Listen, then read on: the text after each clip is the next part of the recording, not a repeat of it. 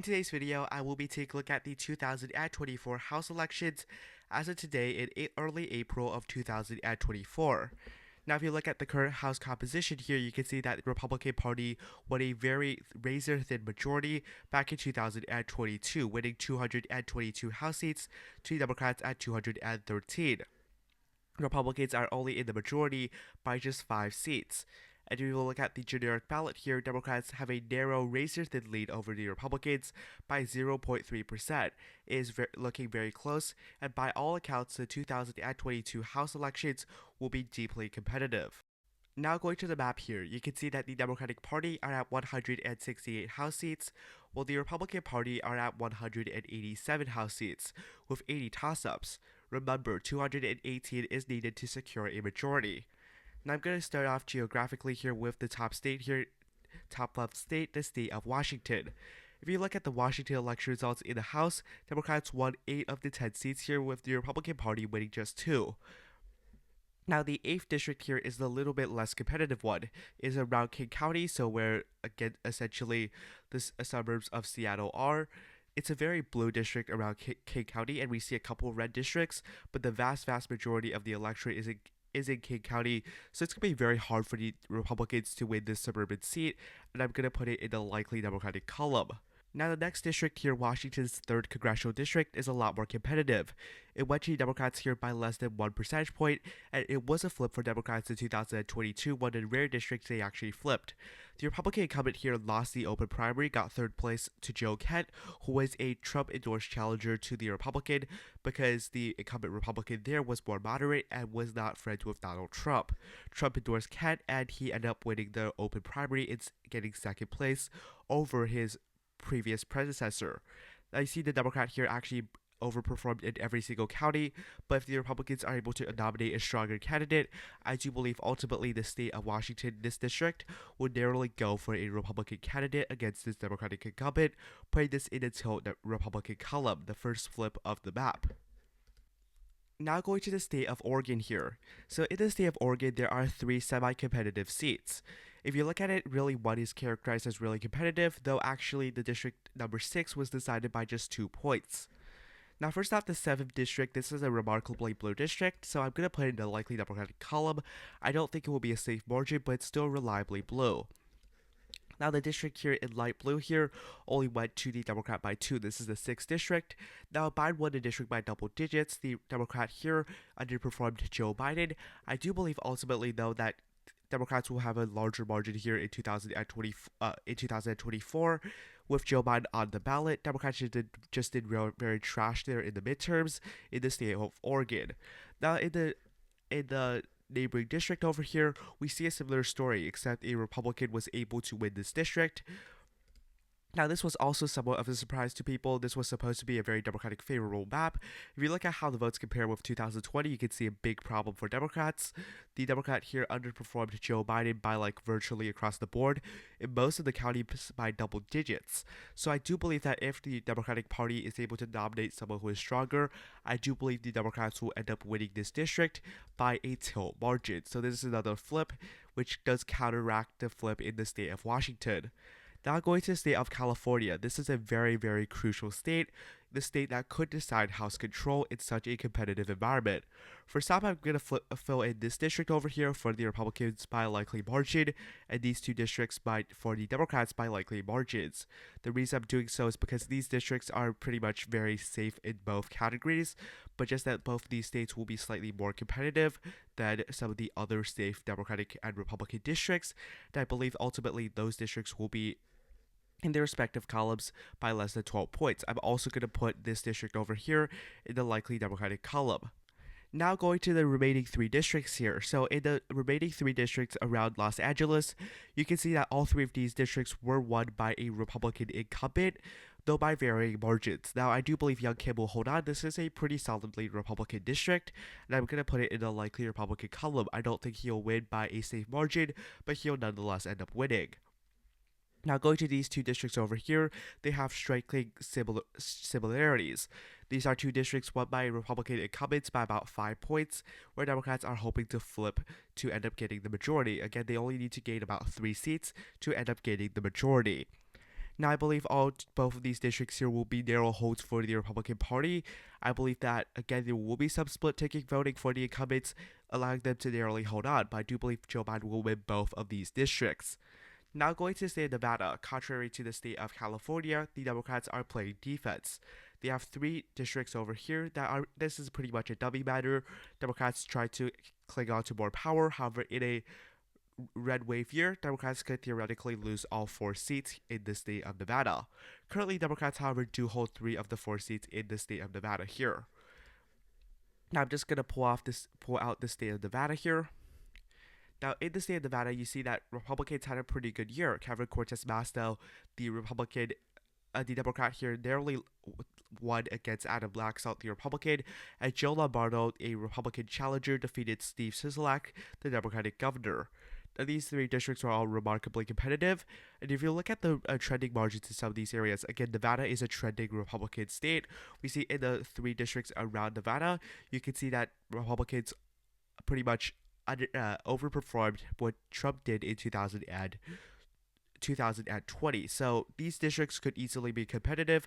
However, I still believe that all 3 of these districts would narrowly vote for Democrats, though by lead margins. So these are districts that could flip, but I expect the Democrats to narrowly hold on to all 3 by very, very competitive margins. Now going to the state of Colorado. In Colorado, not only was the state not hit by a red wave, you could actually argue the state was hit by pretty much a blue wave. Republicans were trying to give Michael Bennet the fight of his life, but he won re-election by a larger margin than Joe Biden won the state by. Jared Polis, the Democratic incumbent on the governor's level, won by 20 points. Lauren Boebert, who is expected to easily win in a district that Trump won by 8, almost lost re-election against Adam Frisch, a Democrat pretty much no-name challenger. He did much better than Joe Biden did in the district in every single county. Most notably in Mesa County as well as Pueblo County, the 2 centers of the district, Adam Frisch was able to do very, very well. And I do believe that Republicans will end up funding Lauren Boebert a bit better, knowing how close she came to losing the district back in 2022. I do believe this will be a lead seat. While for this district, again, I do believe that Joe Biden's performance here will end up carrying the Democratic candidate to end up winning. Barbara Kirk, mayor, was expected to win, but she lost by a very narrow margin because, again, the suburban area around Denver, Adams County, is too blue for the Republicans to overcome, and I ultimately do have this district narrowly going to the Democratic Party once again. Now going to the state of New Mexico here. In the state of New Mexico, this is also expected to be a competitive race in terms of the House elections. In the state of New Mexico here, what is really the most competitive district is the second. Democrat Gabe Vasquez was able to flip the district held by Yvette Harrell. This was one of the rare flips for the Democratic Party once again. This was the district that I believe voted for Joe Biden, and this was somewhat of an unexpected flip, but it wasn't that surprising. Republicans did quite well in Bernalillo County, but I think that ultimately Biden's presidential margin will be sufficient for Democrats to end up holding on to the state of New Mexico, this district by a very slight tilt margin. While I do believe this district here will be in the likely Democratic column, it is consistently pretty competitive, but it always votes for the Democratic Party. Now going to the state of Arizona here, we have 2 competitive districts. These 2 districts here, some people say a district like this could end up deciding who ends up winning the congressional control. Now going to the state of Arizona, we see that David Shortenkert, I don't believe I can pronounce his name, narrowly defeated Democrat Jevin Hodge. This is a district that I believe Joe Biden was able to win by a pretty small margin back in 2020. Now the Democrats here hope they could flip a seat like this to show that they have a lot of strength in the suburban regions. This is a very suburban district. David Shortenkerk, in a very high turnout race, won by just about 3%, 3,000 votes, or by about, again, 0.8%. I do believe that he'll narrowly hold on in the state of Arizona, though by a very slight tilt margin, like he did back in 2022. Now, this district is a likely Republican column. Now, in a state like Arizona, you would expect Democrats to overperform. However, again, although there is Pima County, which is the vast majority of the district's population, we see there's a couple of rural precincts here that add a couple of rural counties that would help the Republican Party end up winning the district by a likely margin. Now I'm going to go to the state of Alaska here. Alaska has ranked choice voting. It's a very interesting scenario down there. If you look at the trend map, you can see how much Alaska's at-large district trended towards the Democratic Party by 20 points compared to the presidential election margin. Mary Pelota, which is not really, she's not really in the news a lot, but she is pretty well liked by her constituency. And I do believe ultimately, though, the district will go to the lead Democratic column. Now going to the state of Texas. Now, Texas was a state where, again, the districts were shored up for the Republican Party, so that really there's only 3 competitive districts down over here. If you look at how the results there compared, I'm gonna just pull out the state of Texas right here. There you go. The area pretty much it heavily the counties over here heavily trended towards the Republican Party. And essentially, these were solid Hillary Clinton states. Hillary Clinton won all of these states, but here by at least 20 points. The problem for the Democratic Party was that, again, we saw that these areas, Democrats are consistently underperforming. Henry Cuellar actually overperformed Joe Biden, and he is a moderate, but he also got raided by the FBI. Nonetheless, he is most likely to win his re-election by a likely margin. Here I also expect the Democrat to win by a likely margin. There were 2 incumbents in this race because the districts were drawn in a way that made it so that there were two incumbents, a Democrat and a Republican. Vincent Gonzalez won by 9 points. I do not believe Maria Flores, even if she decides to challenge Vincent Gonzalez again, she's still probably going to end up losing. So in this district, however, you see that again, someone like Clinton would have won a district by 20 points. The problem is for Democrats, we're not in the Clinton age. We see that a lot of Democrats refuse to turn out for the Democratic candidate, and I do believe that this district will be in the likely Republican column over here. Now going to the state of Kansas with its lone district, I'm not going to pull up the map here. The incumbent Democrat, Sharice Davids, is very, very popular. In the district, she overperformed Joe Biden's pretty good performance in this particular district by about 8 points, so I'm going to put it in the likely Democratic column. Now going to the state of Nebraska. Nebraska just changed its voting system, so there's not the congressional district voting system, which is pretty much going to shore up the Republican 2nd congressional district in terms of the presidential level. However, at the House level, this district remains deeply competitive. Don Bacon, the Republican incumbent, is quite popular in his home district. In fact, in 2022, his challenger from 2020 actually endorsed Don Bacon, who he lost a Senate seat to. I do believe ultimately, though, this district will end up going to the Republican Party by a tilt margin because Don Bacon is still quite popular. Now going to the state of Minnesota here, we see 2 competitive districts, the most competitive being I.J. Craig's district, which I'm going to pull up here in the state of Minnesota. Again, if you go to the state of Minnesota here, there is one really, really competitive district here. I.J. Craig won by 5 points in essentially the midterm elections. Now you see that Brad Finstad won by 12 points. I just believe that this district will be the likely Republican column, not the safe Republican column. But this district, I still believe that it will go to Democrats by a lead margin because this is the type of suburban district that the Democrats generally do well in. Now going to the state of Iowa, we see 3 semi-competitive districts, though we know that because of the Republican overperformances, and if you look at just, again, how the districts trended here, if you look at the trending map, you see that pretty much all 3 of these competitive districts trended towards the Republican Party.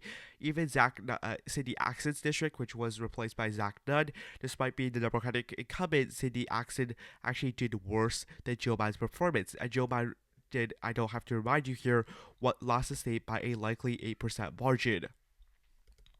Now again, these 3 districts, I do believe they will go to the Republican Party by pretty decent margins.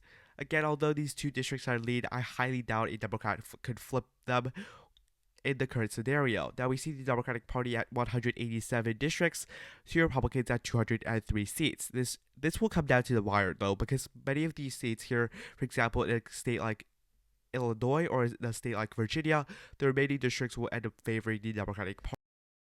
Now going to the state of Wisconsin here, I'm not sure why this district isn't filled in. It's a safe blue district.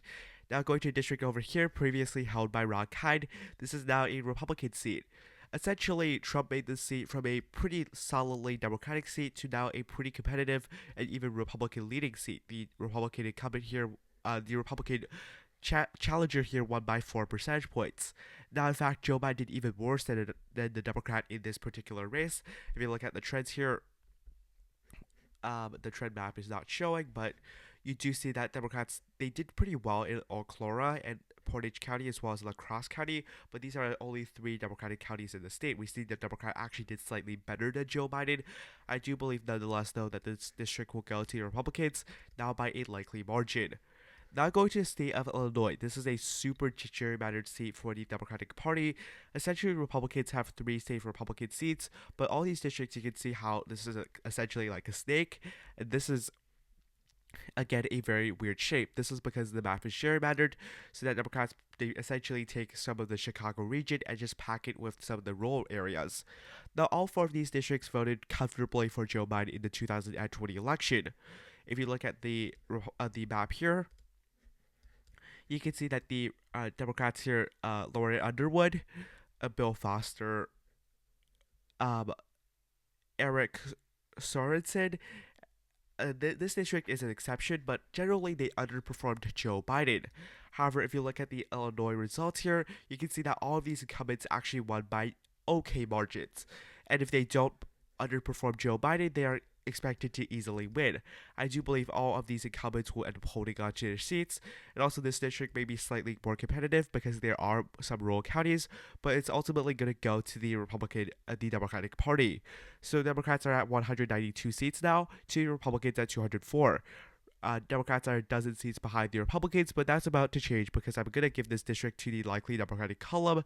It's a Gary-based seat, and it's pretty blue, although it's not as blue as, for example, the Indianapolis district.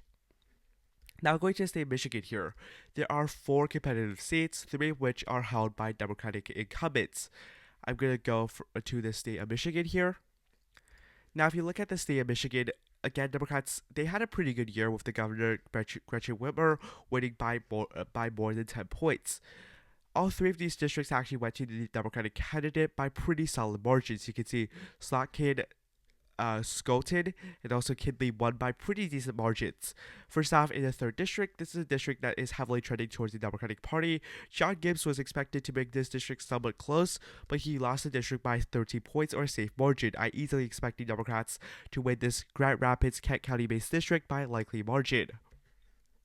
Now I'm going to open up the more competitive district here of Elisa Slotkin's district. You can see that the Democrats here, again, all 3 of these districts are similar in terms of the fact that they're based in more urban/suburban regions. For example, this is based in Ingham County, where the Democrats did quite well.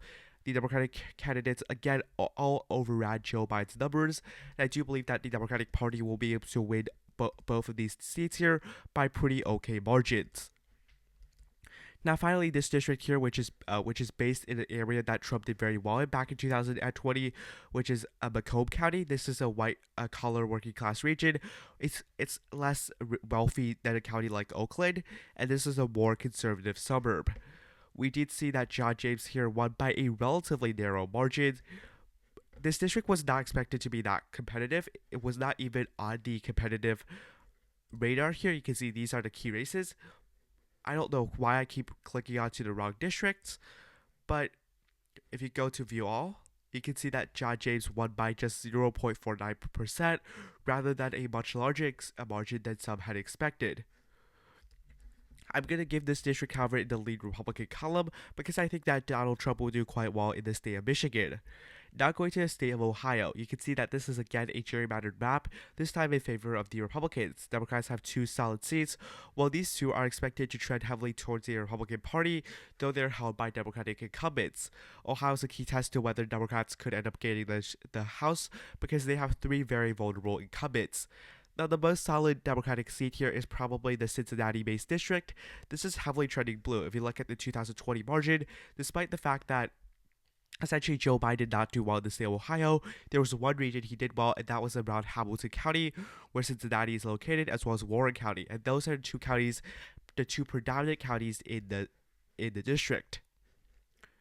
Now I'm going to go to the state of Ohio here. Again, Greg Lansby defeated Steve Chabot by about 5%, if not slightly more. So that was a district that, again, was expected to be very competitive. One for a Democrat over the Republican incumbent. I easily expect the Democrat to end up holding on here. Now, Marcy Kaptur won her district by a huge margin against J.R. Majewski, who was essentially an election denier. Many of the voters here who voted for Donald Trump did not like him. As a result, Marcy Kaptur won in a district where Joe Biden actually lost. In fact, she won by a margin of 13%, which is very, very impressive. Now, if you look at again how districts shifted, you can see those are some really big shifts towards the Democratic candidate. Lucas County, the only county that voted for Joe Biden in the state by about I believe about 10 points. It voted for Marcy Kaptur by about a 2-1 margin. So this district, I do expect the incumbent Democrat to end up holding on by a tilt margin, though it's going to be extremely competitive. However, the same cannot be said for this district over here. Emily Skies, this time the incumbent Republican did not do that bad of a job. They did not run that bad of a campaign. The problem is, though, the Democrat there actually did quite well. And also, this was actually a district, I believe, that Donald Trump was ended up losing by a slight margin. I believe that if a district that Trump actually lost by a slight margin in 2020, although he won the state overall by about 8 points, I don't believe that ultimately the Republican Party will be able to flip it. So it's going to be in the tilt Democratic column. It could still easily go to the Republicans, though I am not convinced. Now, before we continue, I'm just going to say that three states ended up redistricting after 2022 midterms. Those states are Louisiana, Alabama, and the state of North Carolina. Now, in the state of Louisiana, Democrats, and in the state of Alabama, Democrats both gained a seat against the Republican Party because of redistricting. Essentially, these have to be via a compliant, which means they need to give black voters more representation. And now, both of these districts in Alabama and the state of Louisiana, now they have one more highly Democratic seat because those are more black populated districts. While for the state of North Carolina here, Democrats had 7 incumbents to the Republican Party who also had 7. Now Democrats only have 3 safe seats, I believe, and also the Republicans have 10. Republicans essentially gained access to the North Carolina Supreme Court through the 2022 midterms and ended up redrawing the map. Now, going to the state of Pennsylvania, we see 5 competitive districts, quite a sizable amount. So, in the 2020 presidential election, Joe Biden did quite well in 3 of the districts here, which, I'm going to go to the state of Pennsylvania now. Now, if you look at the 2020 margins, again, Joe Biden did quite well in all 3 districts. He won this district over here, which is held by a popular Republican incumbent by 4 points. He also won both of these districts. Now, the problem here for the Democratic Party is that Brian Patrick's, the Republican incumbent in this district, is actually very popular, and I expect him to win by a likely margin. Now, going to these 2 districts, these are very, very contested districts. If you look at the Pennsylvania House election results, you can see that both of these Democratic incumbents only won by about 2 percentage points.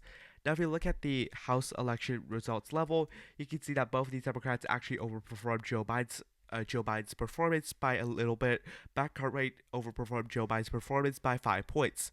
However, Biden could not do that well in the rural areas. This district is highly competitive. I do believe Susan Wild will narrowly hold on, but I believe Brian Patrick's would end up I ended up messing up the wrong name here, but Matt Cartwright will narrowly end up losing his seat, though by the skin of his teeth. I do believe Scott Perry here will narrowly win re-election by about 5 to 6 points. And there are 2 Pittsburgh-based districts. This one is a lot more competitive. If you look at the map here, in this district, the Democrat Chris DeLuzio ended up winning by about 6 points. So it's still a decent margin. And in the presidential year, where I think Joe Biden will do pretty well in Pittsburgh, I do believe that this district will be the likely Democratic column. Now going to say North Carolina here, I just said that this map was essentially gerrymandered after the North Carolina Supreme Court ended up flipping control. Again, I do believe that this district is the area where Democrats generally underperform their previous performances. If you look at the state of North Carolina here, I'm just going to pull up the state, although it only has 1 congressional district that is really in contention. Again, this is the type of area where this district previously was a lot more liberal than the current district. And we see that this Democratic incumbent ended up doing a lot worse than Joe Biden, despite the fact that Joe Biden already underperformed in 2020. I'm just going to pull that up. Essentially, the Democratic incumbent underperformed Clinton's numbers in the district by about 10 points, which is remarkably concerning. I do believe the Democratic incumbent here will end up losing the district by a tilt margin. Now, going to the state of Virginia, we see three pretty competitive districts. Now, Virginia, there is a kind of benchmark districts. These three, essentially, in a very, very good Republican year, in an extremely outstanding year for Republicans, Republicans could flip this district held by Jennifer Wexton. If the Republicans have a pretty nice year, they end up flipping this district held by Abigail Spanberger, and they would end up holding this district in a pretty average year. Now, if you look at the 2020 presidential election results here, you can see that the Democratic incumbents pretty much did worse than Joe Biden in every single district. Jennifer Wexton did 12 points worse than Joe Biden in 2020. Now, that is unsurprising. Pretty much Joe Biden had a very, very good performance in the state of Virginia specifically. Now, I do believe that, again, Jennifer Wexton will win by a likely margin. I think Abigail Spanberger in her district, she will probably win by a lead margin. Now, this Republican incumbent will win by a likely margin, and now because this district has flipped to the Democratic Party instead of the Republicans, we saw that Elaine Luria in a Trump district, she lost re-election. I do believe that Jen Kiggins will end up winning the district by a likely margin. Now, with just a couple of districts to go left, just less than 2 dozen, Democrats at 203 districts, Republicans at 211 districts. So Republicans only need 7 for control, while Democrats need to win the vast majority of the remaining districts to end up gaining control. Now we go to the state of Florida here. Republicans are only 7 seats away from winning the House majority, and in Florida, all 4 of these seats are held by Republican incumbents. In fact, the Republican incumbents won by pretty large margins back in 2022. The closest race here was around the Tampa region, where Anna Paulina Laura defeated Democrat Eric Lynn by about 30,000 votes, or by 8 percentage points. And the widest margin of the uncharacterized districts was District 28, where Carlos Gomez defeated the Democrat here by 28%. So why are these districts uncharacterized? Well, we have to look at down-ballot races. Marco Rubio defeated Val Demings in the Senate race by 16, while Ron DeSantis defeated Charlie Crist in the governor's race by 19 points, which is a really impressive margin, obviously. We see that both Republicans won Miami-Dade County, a county that just about 8 years ago voted for Hillary Clinton by 30 points. Although Trump will do well in Florida, he's not going to do that well. And with split ticket voting being less common, I do see these districts narrowing up slightly. However, I do still have both of these districts in Miami-Dade going for Republicans by likely margins. This one as well going to the Republican Party by likely margin because these are all pretty solidly Republican districts either way. Now, the only problem here for the Republicans could be this district, which is around the Tampa region. Joe Biden lost the district by about 5 to 6 points, and realistically, I do believe the Tampa district, however, will still go to the Republican Party by a lead margin. That puts the Republicans at 215, very, very close to the majority. Now, going to the state of Georgia here. There is a single competitive district in the state of Georgia, and I'm going to pull up the state of Georgia right now. Here we go. In the state of Georgia here, we see that in the race in this particular district, the Democrat Stanford Bishop won by 10 points. It's going to be really, really hard for Republicans to flip this district, which is quite black. It is a district within the black belt, so it's going to be very hard for Republicans to do well here. I mean, they're going to improve out of this District 2 margin back in 2022 because the rural black areas are trending more Republican, but nonetheless, I do expect Stanford Bishop to win by a likely margin. Now going to the state of Maryland again with a single district. This race would not be close if it wasn't for the fact that the incumbent Democrat David Trone is retiring. This makes the district a lot more competitive and a lot more interesting. If you pull up the Maryland result here, I believe the Democrat incumbent won by about 10 points in this district. I believe when 89% of the vote was in, Neil Parrott was still slightly ahead. David Trone got a lot of the final votes here from Montgomery County, which is the biggest problem for the Republicans. Democrats are going to get something like 70 to 75% of the vote in this county, which has about 70,000 voters in the electorate. Now, the big problem for Republicans, they have to flip Frederick County. But if David Trone is not essentially in this race, he could be next senator from the state of Maryland. As far as we know right now, I do believe that this district will be closer, but it's not going to be close enough. It's going to be very hard for Republicans to overcome the overwhelming margin for Democrats in Montgomery County, which is pretty much a very, very solid county for the Democratic Party. I'm just going to have it in the lead Democratic column. Now going to the New England states here, the states of Maine and New Hampshire. Now first off, in the state of Maine. Now in the Maine 2nd Congressional District, Joe Biden lost the district by about 7. It's a very, very rural district up here. But the Democratic incumbent in that race is actually very, very popular. Despite pretty much being on the same ballot as Joe Biden and being in a relatively not super favorable year for the Republicans, after the ranked choice voting results, you see that Jared Golden won by 6 points, not a bad margin for a Democrat in such a race. You see Jared Golden got 49% in the first round and got 53% in the second round. Tiffany Bond split away more of the Democratic vote in general.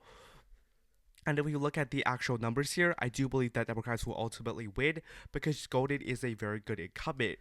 Now going to the state of New Hampshire here. I do believe Biden will win the state of New Hampshire by about 5 in the presidential level, and these two incumbents do generally overperform Joe Biden's numbers on the presidential level. These two incumbents have been relatively long serving incumbents, and they're pretty in touch with their electorates. I'd be very much shocked if either of these candidates lose, and McLean Cluster will easily win.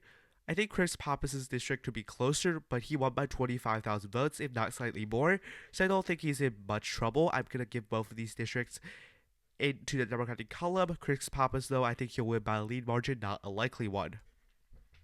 Now in Connecticut, the reason Connecticut is close is because of the fact there is a very unpopular Democratic incumbent. If you look at the 2020 presidential race here, this district was not that competitive. It was drawn by Democrats, and it included, although it's based in Litchfield County, there is some of the very, very blue precincts in Hartford County, so it's not necessarily a competitive district. However, Republicans almost won the district back in 2022.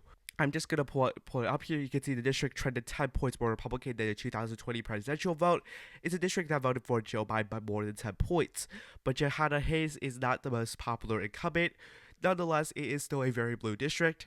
In the presidential year, I definitely do expect him to end up winning. This district right here could be closer, but again, the Democratic incumbent is actually very well liked, which is quite different from this district. I'm going to put it in the lead Democratic column. Now finally, the states of New Jersey and New York. Those two states will decide who wins the House control. State of New Jersey here. So New Jersey has 3 competitive districts. Democrats at 209 right now, 2 Republicans at 215. So if Republicans win this district and all the other 2 as well, they're going to win the majority. I'm going to start off with this district, which is Andy Kim's current district, but he's running for Senate. It looks like he's going to win the Democratic primary, so the district will be left open. Now, the problem for Republicans to try and flip this district is this. It's based in Burlington County, which is this county right over here. I'm just going to open it up, and voted for Joe Biden by 20 points. And the only conservative county in the state, in the district here, is Monmouth County, which barely voted for Donald Trump. It's going to be really hard for the Republicans to win, especially because it does also have part of Trenton County, which is incredibly blue. I'm just going to put it in the likely Democratic column. Although it's an open seat, it looks very good for Democrats. Now, this district is not the same. It's very much based in the rural areas of the state. If you look at the 2022 margin, you can see that Tom Gee Jr. defeated Tom Malinowski in this district. It does have part of Union County, which is the blue area of the state, but it has a lot of rural regions. So I do believe that Tom Gee should be able to hold on by a likely margin, especially because Republicans are going to do quite well in the state of New Jersey in November, in my opinion. Now, this district, a similar problem with the district held by Andy Kim. If for the Republican Party, it's that if you look at this, it's based in a very Democratic county, which is the county of Bergen County. This area of the district, which is about 80% of the district's population, voted for Joe Biden by about 20 points in this particular district. It's going to be very hard for the Republicans to overcome that, and also there's a Democratic incumbent, so I'm going to put it in a likely Democratic column. Now going to New York, with 8 toss-up seats, Democrats need to win 7 of these toss-up seats to win the majority, while Republicans only need to win 2, and they have quite a few incumbents right now. I believe I think 6 of the 8 districts are currently held by Republican incumbents. First off, I'm gonna go with the district that's currently held by was previously held by George Santos, because why not? He won the district by 10 points, and he really outperformed the. I'm just gonna pull it up here. So that's the district held by George Santos. He overperformed Donald Trump's margin in this district by 16 points. However, the problem is now there's a Democratic incumbent because he was expelled. He was charged with corruption, money laundering, and a bunch of charges, and that's very problematic for Republicans. I feel like the Democratic Party, a lot of Democratic voters end up voting for the Republicans. They now don't trust them, so I'm gonna put it in the likely Democratic column as the Democrat there in the special election won by a likely margin. Now going to the other Nassau-based district, this is New York's District 4th. This was a district that was won by the Republican here by about 4% back in 2022. However, it was a district that voted for Joe Biden by 14 points. You can see a district trended 18 points compared to the 2020 presidential vote. This was an area New York City was flooded with a red wave. However, the problem here for the Republican Party is that win of 4% in a presidential year where Kathy Hochul, the incumbent governor, won by 8 points, and when the Democratic Senator Chuck Schumer, who is very popular, won 70% of the vote in his last election, only won the election in 2022 by 15 points. It's kind of hard for the Republicans to replicate such a margin. Sure, now they have the incumbent, but it's also a district that I do believe Joe Biden will win by about 5 in 2024, and I ultimately believe a Democratic challenger could probably take him down, so I'm going to put it in the tilt Democratic column. Now going to a district over here, Sean Patrick Maloney's district. This is again a very, very competitive district. Sean Patrick Maloney, you can see this district. Oh, wait, what? Oh, wrong district, sorry. Here, Sean Patrick Maloney's district back in 2022 shifted 11 points towards Mike Lawler. I'm just going to pull the district up here. This is District 17. So for District 17 here, you can see this was also a district that was expected to go for a Democrat, but Sean Patrick Maloney narrowly lost. If you look at the shifts here, these were significant shifts, right? Westchester County, I believe Joe Biden got more than 65% of the vote there. Sean Patrick Maloney got just 59%. You see these huge trends towards the Republican Party.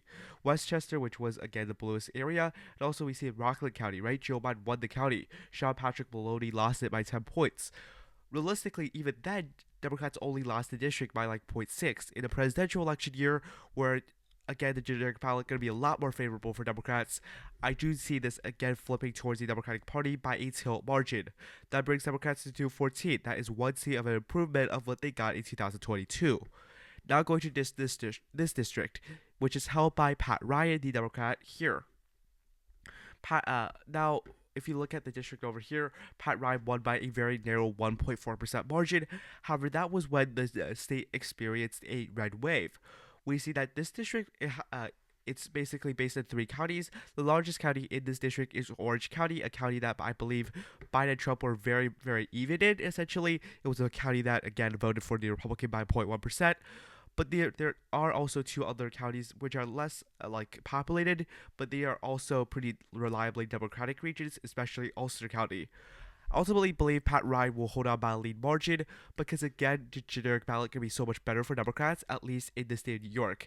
That brings Democrats to 215. However, they still need to win 3 of the 4 remaining seats, and that's where the Republicans do have the upper hand here. Now going to the Long Island seats, there are 2 Long Island seats. If you look at this margin here in the 2nd district, sure, it was won by the Republican by 22 points, but it was a 20% improvement after the 2020 presidential vote. However, that is to say, Joe Biden lost this district. Right now, the state is trending so much to the Republican Party. There's no way a district that went for Donald Trump in 2020 would go for a Democrat in the congressional race in 2024, especially with a Republican incumbent. I'm going to have to put this in the likely Republican column, giving the Republicans 207 seats, just 1 seat away from the majority. Democrats need to win all 3 seats, and that's simply not going to happen. If you go to the next district over here, the other Long Island seat traded 11 points to the Republican column, while the Republican here trended won by 12 points. Again, this was a seat that Biden lost by less than 1%.